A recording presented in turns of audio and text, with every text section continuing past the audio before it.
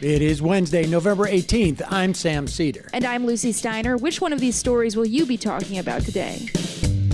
States across the country are crying out for help from the federal government as the coronavirus takes its toll, not only on their populations, but on their budgets. And they need it before Joe Biden gets sworn in as president next year. Meanwhile, Biden has reportedly told his staff he isn't interested in investigating or prosecuting Donald Trump. Apparently, he doesn't want to be defined by his predecessor, which, frankly, sounds like a personal problem. And lastly, new research suggests that there's good reason for hope that people who catch coronavirus and get better gain a long-lasting immunity. You're listening to Majority.fm's AM Quickie, and these are the stories you need to know. This may not shock regular listeners, but the Associated Press reports that it's shaping up to be a bleak winter.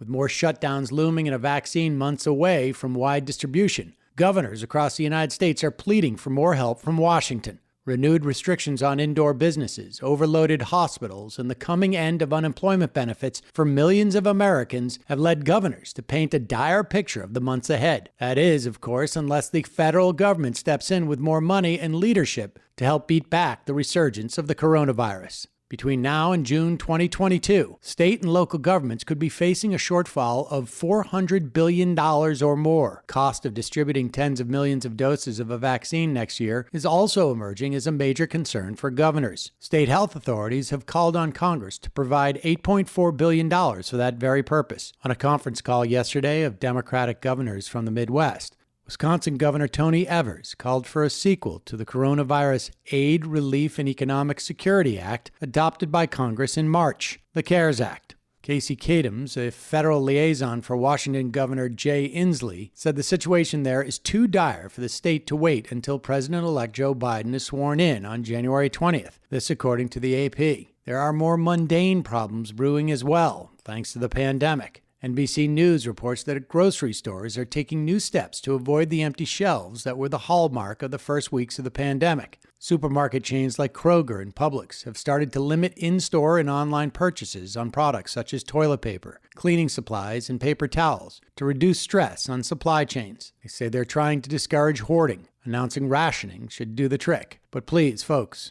do try to leave something on the shelves for others.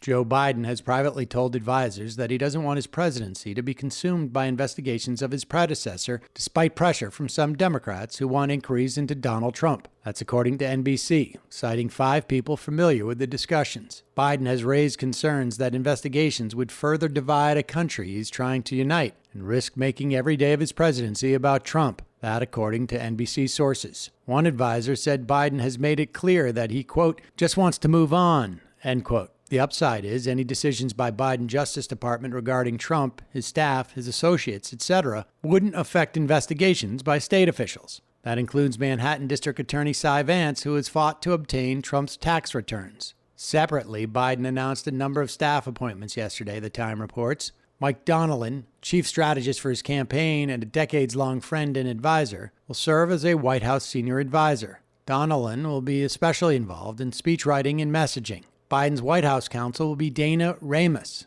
who served as general counsel to the Biden-Harris campaign, previously was general counsel of the Obama Foundation. She is a former law clerk for Supreme Court Justice Samuel Alito. Julie Chavez Rodriguez, a former national political director for Vice President-elect Kamala Harris's presidential campaign, will run the White House Office of Intergovernmental Affairs. Annie Tomasini, now Biden's traveling chief of staff, will be director of Oval Office operations. And yet, there is still no White House job for Gritty. Starting to wonder if Biden is really president of Antifa after all.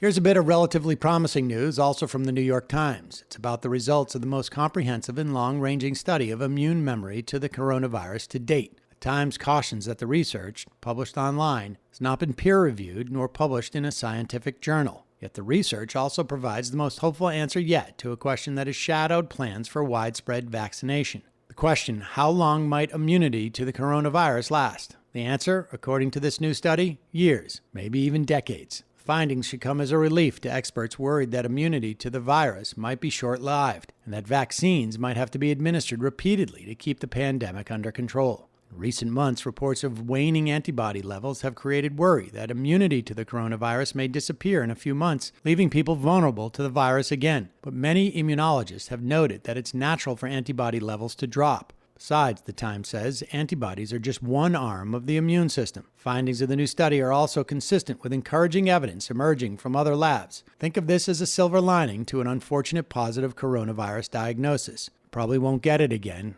at least not soon after shaking it. And now for some quicker quickies. Quicker quickie. The Pennsylvania Supreme Court threw out one of Trump campaign's longest-running post-election complaints yesterday. According to NBC News, 5 of 7 justices ruled that officials in Philadelphia did not violate state law by maintaining at least 15 feet of separation between observers and the workers counting ballots. The blow to Trump's lawyer, Rudy Giuliani, who, per the Times, asked Trump's campaign to pay him a day rate of $20,000. Giuliani, of course, denies it. The man is a legend. More election news, this from Michigan by way of the Washington Post. 2 Republican members of the Wayne County Board of Canvassers voted against certifying the ballot count in Detroit area last night, leaving the 4-member board in a deadlock. The move means that the largest county in Michigan has failed to certify the vote by yesterday's deadline. The issue now moves to the state board, which has until December 13 to reach a final decision certifying the winner of the election statewide. But federal law says electors must be chosen by December 8, so keep an eye on Michigan.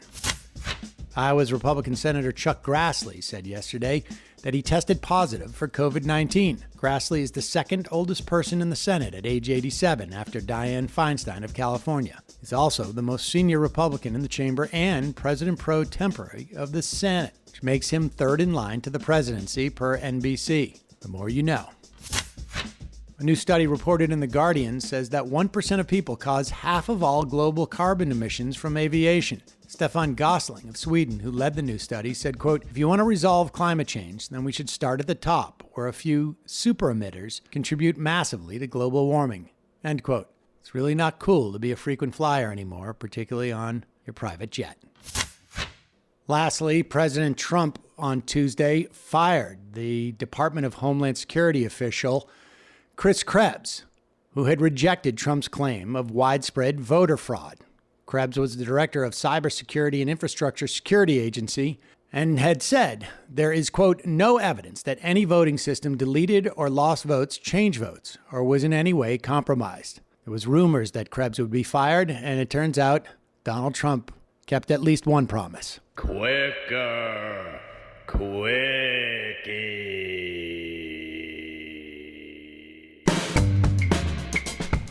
That's all for today's AM Quickie. Join us this afternoon live at noon for the Majority Report or later as a podcast.